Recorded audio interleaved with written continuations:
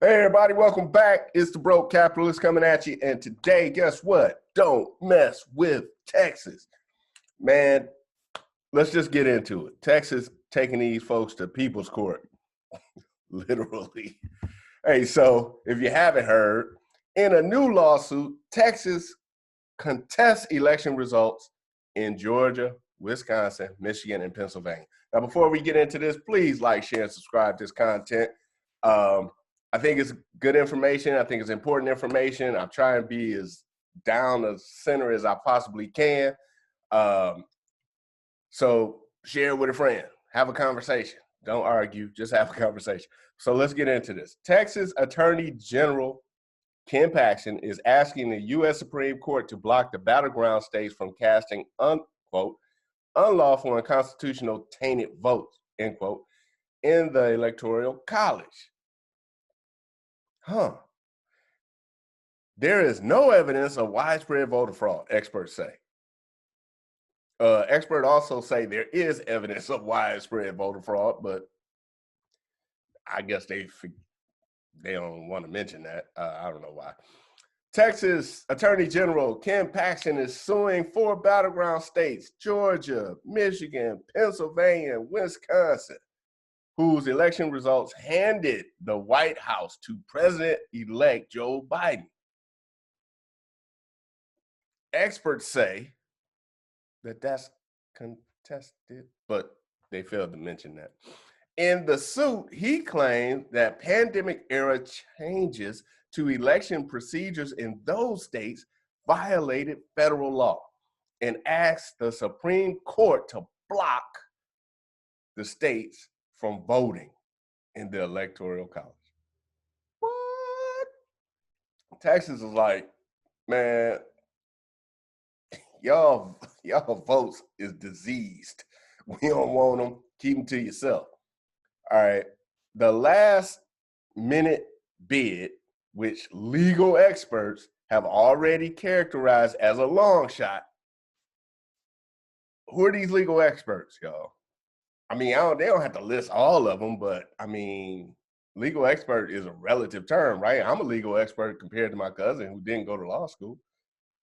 All right, so the last minute bid, which legal experts have already characterized as a long shot, comes alongside dozens of similar attempts by President Donald Trump and his political allies. Yes, the majority of those lawsuits have already failed. Okay. There is no evidence of widespread fraud in the 2020 election. Officials in most states and U.S. Attorney General Bill Barr have said. What else did he say? How come they put the rest of what he said in there? He also said, but the investigation is ongoing. I don't know. They just forgot to put that in there.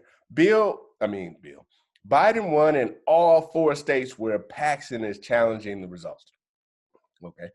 In a filing to the High Court Tuesday, Paxton claims the 4 battleground states broke the law by instituting pandemic-related changes to election policies, whether, quote, quote, through executive fiat or friendly lawsuits, thereby weakening ballot integrity, end quote. Paxton claimed that these changes allowed for voter fraud to occur, a conclusion experts and election officials have just rejected, and said the court should push back a December 14 deadline by which states must appoint their presidential election. The deadline, however, should not cement a potentially illegitimate election result in the middle of this storm, end quote. And the attorney for Texas wrote. Well, let's just get into this no evidence of widespread voter fraud and what that actually means. Hopefully YouTube will let you see this.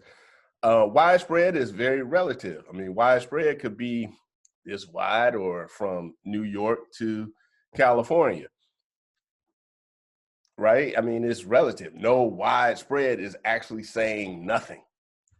What you are saying or trying to imply is that it's a waste of time and there's nothing to see here. But let's see.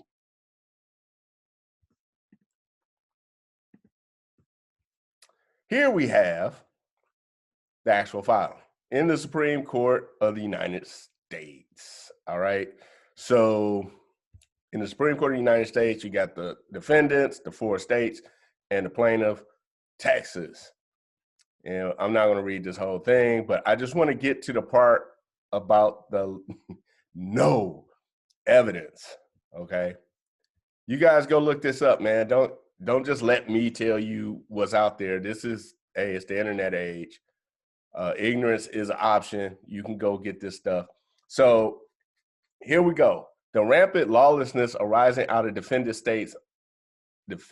states' unconstitutional acts is described in a number of currently pending lawsuits, defendant states, or in public view,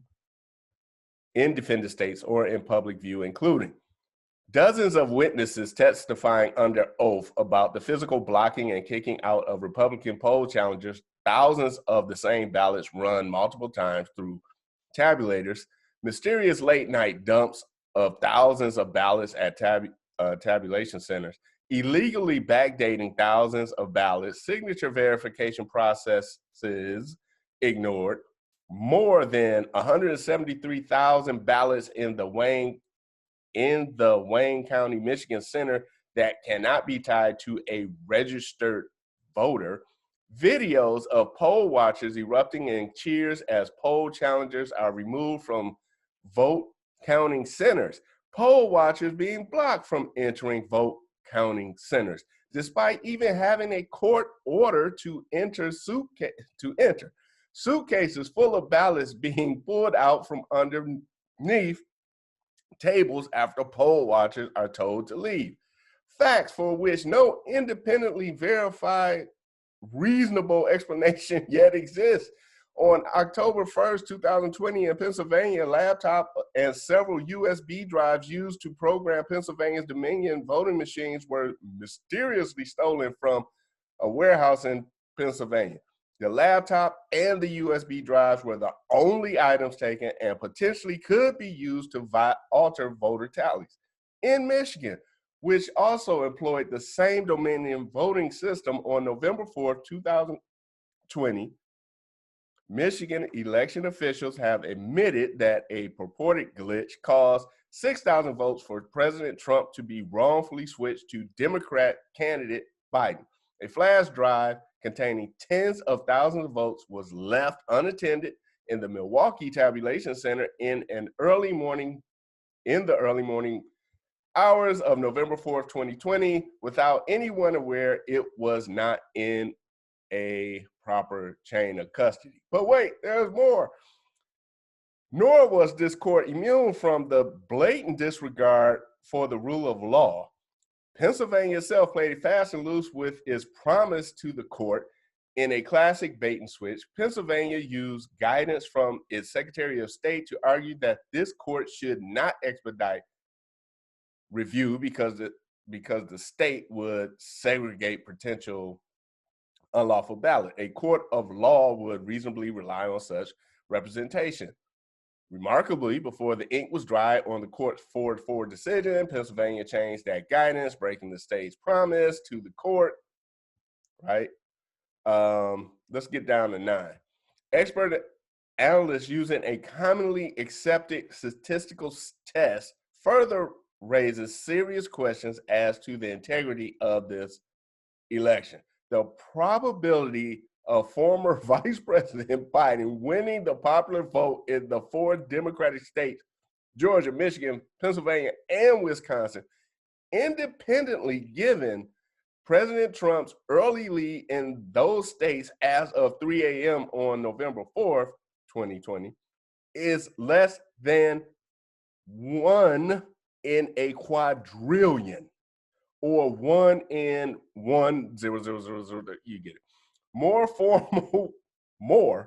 former Vice President Biden for former Vice President Biden to win these 4 states collectively, the odds of that event happening decreased to less than 1 in a quadrillion to the 4th power.